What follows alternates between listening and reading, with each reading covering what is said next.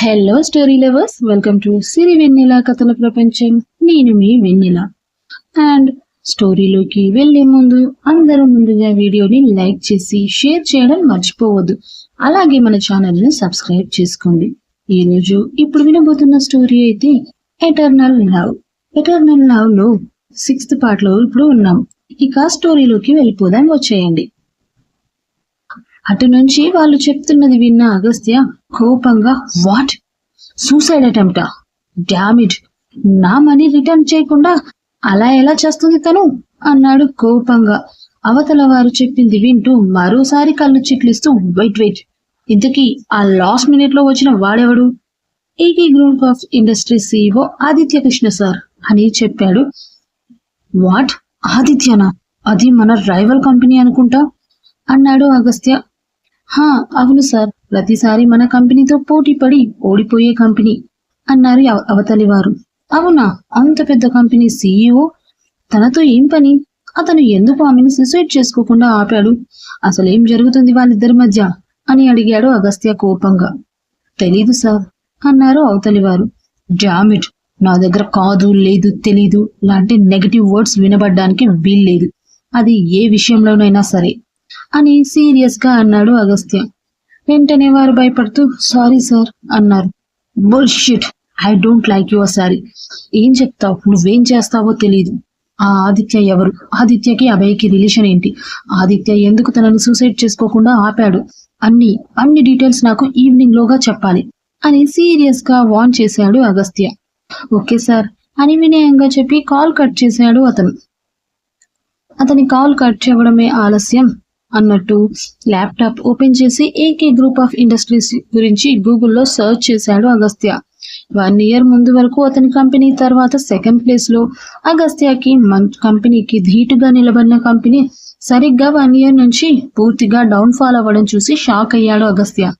అదేంటి, 1 year ముందు వరకు ఎంత లాభాల్లో ఉన్న కంపెనీ సడన్ గా ఇలా ఎందుకో డౌన్ అయింది అని ఆలోచనలో పడ్డాడు.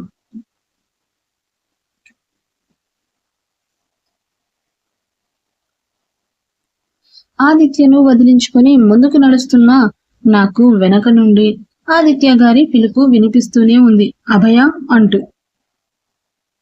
కానీ నేను వెనక్కి తిరిగి చూడాలి అనుకోలేదు. చూసి ఇంకా బాధను మూసే శక్తి లేదు ఇప్పుడు నా మనసుకి. తనకు తాను నచ్చ చెప్పుకుంది అభయ.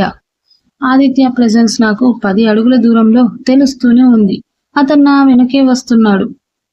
నేను అతని నుండి దూరంగా వెళ్ళిపోవడానికి నా అడుగుల్లో వేగం పెంచాను. ఆదిత్య సార్ కార్ దాటుకుని వెళ్తుంటే ఎదురుగా వచ్చిన ఆటో ఎక్కి అడ్రస్ చెప్పి కూర్చున్నాను. ఆటో యూటర్న్ తీసేటప్పుడు అప్పుడు నిస్సహాయంగా నన్ను చూస్తూ తన వేలిని తడుముకుంటూ ముద్దు పెట్టుకుంటున్న ఆదిత్య సార్ కంట్లో సన్నని కన్నీటి పొర నా కంటి చూపును దాటిపోలేదు. అయినా కూడా నేను ఆగాలి అనుకోలేదు సార్ కోసం. ఆదిత్య గారు ఉన్న చోటు నుండి కొద్దిగా దూరం వచ్చేశాక నాకే తెలియకుండా నా కంట్లో నీరు చేరిపోయాయి. ఒక్కసారిగా నా ఆలోచనలు నా గత సంవత్సరానికి పరుగులు పెట్టాయి. అసలు నాకు ఆదిత్య సార్తో ఎలాంటి పరిచయం ఉందో ఇప్పుడు చెప్తాను మీకు. నేను బీటెక్ ఫైనల్ ఇయర్ లో ఉన్నప్పుడు మా కాలేజ్లో క్యాంపస్ ఇంటర్వ్యూస్ కోసం వచ్చిన 4 కంపెనీస్ లో ఆదిత్య సార్ కంపెనీ ఒకటి. 4 రౌండ్స్ జరుగుతున్న ఇంటర్వ్యూలో కొద్దిగా తడబడుతూనే చివరి రౌండ్ వరకు వచ్చాను. కానీ నన్ను ఇంటర్వ్యూ చేస్తున్న 4గురిలో మొదటి రౌండ్ నుండి నాపై అనుమానపు చూపులే ఉన్నాయి. దానికి కారణం నా భయమే. నేను అన్నిటికీ సరిగ్గానే ఆన్సర్ చేస్తున్నా, కానీ తడబడుతూ చేస్తున్నా. మీకు తెలిసిందే కదా, సాఫ్ట్వేర్ ఎంప్లాయ్కి ఉండాల్సిన ఫస్ట్ క్వాలిటీ స్టేజ్ ఫియర్ లేకుండా ఉండడం. బట్ నాలో పుష్కలంగా ఉన్న లక్షణమే అదయ్యేసరికి నా టాలెంట్ ని కూడా డామినేట్ చేసేసింది నా భయం. అన్ని రౌండ్స్ లో సెలెక్ట్ అయిన నేను లాస్ట్ రౌండ్ లో కాస్త తడబడ్డాను. చాలానే టెన్స్ అయ్యాను. ఆ టెన్షన్ చూసి నా భయాన్ని బాగా అబ్జర్వ్ చేసిన వాళ్ళలో వాళ్ళు చివరిగా మాట్లాడుకుంటూనే చివరికి జాబ్ లేదు, ఏం లేదు, వెళ్ళవమ్మా అనబోతుంటే సడన్ గా ఆ 4గురిలో ఒకరు మాత్రం యు ఆర్ సెలెక్టెడ్ అనగానే ఆశ్చర్యంగా తల తిప్పి చూశాను నేను. ప్లెజెంట్ స్మైల్ తో నన్ను చూస్తూ కళ్ళతోనే నాకు ధైర్యం చెప్తున్నట్టుగా అనిపించాయి ఆదిత్య గారి లుక్స్. అక్కడ నన్ను సెలెక్టెడ్ అని చెప్పింది ఎవరో కాదు, ఆదిత్య గారే.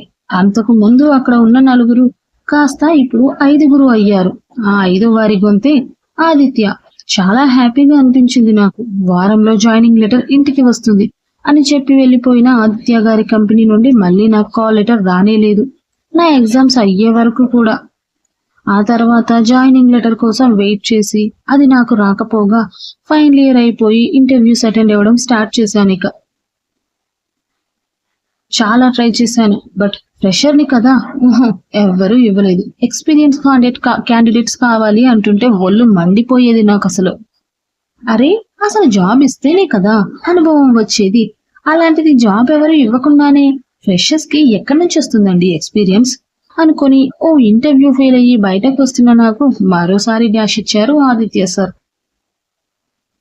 మొదట కార్లో ఉన్న ఆదిత్య గారు నాకు కనబడలేదు కదా, ఎవరో అనుకుని కార్ని దాటుకుని వెళ్ళిపోతూ ఉంటే సడన్ గా నా ఎదురుగా కార్ డోర్ ఓపెన్ చేసుకుని ప్రత్యక్షమయ్యాడు ఆదిత్య. ఆదిత్యను చూడగానే 3 నెలల ముందు యు ఆర్ సెలెక్టెడ్ అన్న సార్ మాట గుర్తొచ్చి 1 వీక్ లో జాయినింగ్ లెటర్ వస్తుంది అని చెప్పడం కూడా గుర్తు రాగానే కోపంగా సార్ని చూసి వెళ్ళిపోతుంటే సార్ నా వెనకే వస్తూ అభయ, మిస్ అభయ అని పిలవడంతో చురుగ్గా వెనక్కి తిరిగి చూశాను నేను. ఏంటి అన్నట్టు కళ్ళతోనే ప్రశ్నిస్తూ. నీకు నా మీద చాలా కోపంగా ఉన్నట్టుంది, but I'm really very sorry. నిజంగా నేను అర్జెంట్ వర్క్ ఉండడం వల్ల నీకు జాయినింగ్ లెటర్ రాలేదనుకుంటా అన్నారు నన్ను అపాలజీగా చూస్తూ. నీకు అంత పెద్ద కంపెనీ సీఈఓ సార్ ఇలా రోడ్ మీద నాకు సారీ చెప్తుంటే ఎందుకో నమ్మాలనిపించలేదు. అతను నిజమే చెప్తున్నారు ఏమో అనుకుని ఇట్స్ ఓకే సార్, నాకు మీ ఆఫీస్లో జాబ్ చేసే అదృష్టం లేదు అనుకుంటా, వదిలేయండి అని చెప్పి నా పాటికి నేను వచ్చేస్తూ ఉంటే అభయ గారు, మీకేం అభ్యంతరం లేకపోతే ఇప్పటికీ కూడా మీరు జాయిన్ అవ్వచ్చు అన్నాడు అగస్త్య. సార్ ఆ మాట చెప్పగానే నా అడుగులు ఆగిపోయాయి. టక్కున వెనక్కి తిరిగి, మీరు చెప్తుంది నిజమేనా సార్, లేదంటే ఇంతకు ముందులా మళ్ళీ నన్ను పిచ్చిదాన్ని చేయాలని చూస్తున్నారా అన్నాను నేను నా మీద నాకు ఉన్న బీభత్సమైన నమ్మకంతో. 3 months వెయిట్ చేసావు అభయ, ఇప్పుడు జస్ట్ ఒక 3 days వెయిట్ చేయి, జాయినింగ్ లెటర్ నీ చేతుల్లో ఉంటుంది అన్నాడు ఆదిత్య. నేను కళ్ళు చిన్నవి చూస్తుంటే బట్ ప్లీజ్ ఈ 3 days మాత్రం ఈ ఇంటర్వ్యూస్ కి అటెండ్ అవ్వకు అని అన్నాడు. ఆదిత్య సార్ ఎందుకు అలా అన్నారో నాకు అర్థం కాలేదు. అని మాత్రం నిలువున తల ఊపి వచ్చేసాను ఇంటికి. సార్ చెప్పినట్టే ఆ నెక్స్ట్ 2 days నేను ఏ ఇంటర్వ్యూకి అటెండ్ అవ్వలేదు. సరిగ్గా 3వ రోజు మా ఇంటికి పోస్ట్లో జాయినింగ్ ఆర్డర్స్ వచ్చాయి. అది చూసిన నా ఆనందానికి అవధులు లేవంటే నమ్మండి. అమ్మ నాన్నకి చెప్పి ఆల్మోస్ట్ గెంతులేసేసాను. ఆ రోజు డాడీ నన్ను అమ్మని డిన్నర్ కి తీసుకుని బయటకు వచ్చారు కూడా. ఇక వారం తర్వాత నేను ఆదిత్య సార్ ఆఫీస్ లో జాయిన్ అయ్యాను. నాకు ఎంతో ఇష్టమైన జాబ్, అంతే ఇష్టంగా శ్రద్ధగా చేస్తున్నాను, ఎక్కడ మిస్టేక్ లేకుండా. నాకు అర్థం కానివి ఏమైనా ఉంటే ఆదిత్య సార్ని అడిగేంత చనువు వచ్చేసింది కూడా నాకు. అలా రోజులు గడుస్తూ నేను జాబ్ లో జాయిన్ అయ్యి 1 month గడిచింది. నా ఫస్ట్ శాలరీ తీసుకున్నాను. ఆదిత్య సార్కి ట్రీట్ ఇస్తాను అన్నాను. కానీ సార్ ట్రీట్ కి వెళ్దాం, బట్ అది నువ్వు నాకిచ్చే ట్రీట్ కాదు, నేనే నీకిచ్చే ట్రీట్ అన్నారు. నాకేం అర్థం కాలేదు. సార్ నాకెందుకు ట్రీట్ ఇవ్వడం అని ఆలోచనల్లో పడ్డాను. అన్నట్లుగానే నెక్స్ట్ డే ఆదిత్య సార్ నేను బయటకు వెళ్ళాం. క్యాండిల్ లైట్ డిన్నర్ అరేంజ్ చేశారు సార్. ఆ ప్లేస్ అంతా ముందే రిజర్వ్ చేశారేమో, మేము తప్ప అక్కడ ఎవ్వరూ లేరు. కానీ ప్లేస్, ఆ ఫీల్ కూడా బాగా నచ్చింది నాకు. డిన్నర్ కంప్లీట్ అయ్యాక సడన్ గా సార్ నా ముందు నీల్ డౌన్ పొజిషన్ లో కూర్చొని డైమండ్ రింగ్ నా ముందు పెట్టి ఐ లవ్ యూ అభయ అని ప్రపోజ్ చేశాడు. నాకు చాలా భయం వేసింది. సార్ నుండి అలాంటి ఒక స్టెప్ నేను అస్సలు ఊహించనిది. నేను వెంటనే నా చేతుల్ని గట్టిగా వెనక్కి తీసుకుని ఒళ్ళో పెట్టుకొని నలిపేస్తూ టెన్షన్ గా చూస్తున్నాను. ఆదిత్య సార్ నవ్వుతూ నన్నే చూస్తున్నారు. 5 నిమిషాలు 10 నిమిషాలు గడిచినా నేను నా టెన్షన్ ని తగ్గించుకోలేదు, మౌనాన్ని వీడలేదు. సార్ కూడా లేవలేదు. కనీసం అతని నవ్వులో చిన్న చేంజ్ కూడా లేదు. అలా చూస్తూనే ఉన్నారు నన్ను, నా యాక్సెప్టెన్సీ కోసం.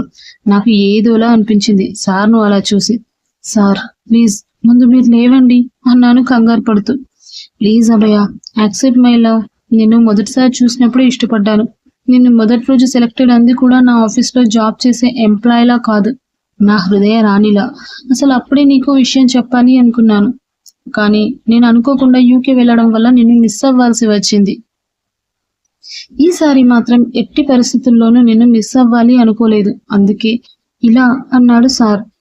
కానీ సార్ అని నేను తడబడుతూ మాట్లాడబోతుంటే, నేను నీకు నచ్చలేదా అభయ అని డల్గా అడిగాడు ఆదిత్య. నోనో అలా కాదు సార్ అని నేను తడబడుతూ చెప్తూ ఉండేలోగాని, నచ్చానా? ఈసారి బ్రైట్ స్మైల్తో అడిగాడు ఆదిత్య. వెంటనే నేను, అది కాదు సార్, నేను ఎవరిని ప్రేమించట్లేదు, ప్రేమించను కూడా స్థిరంగా చెప్పాను. మరి తర్వాత ఏం జరిగింది? ఆదిత్యకి నాకు మధ్య ఎలా బ్రేకప్ జరిగింది? అసలు నేను ఈ కేసులో ఎలా ఇరుక్కున్నాను తెలుసుకోవాలనుకుంటే వింటూనే ఉండండి ఎటర్నల్ లవ్. నెక్స్ట్ ఎపిసోడ్లో మీకు చాలా వరకు క్లియర్ చేసేస్తానులే. ఇక స్టోరీ నచ్చితే లైక్ చేసి షేర్ చేయడం మర్చిపోవద్దు. అలాగే కామెంట్లో కూడా స్టోరీ ఎలా అనిపించిందో చెప్పండి. నా ఛానల్ని సబ్స్క్రైబ్ చేసుకోండి.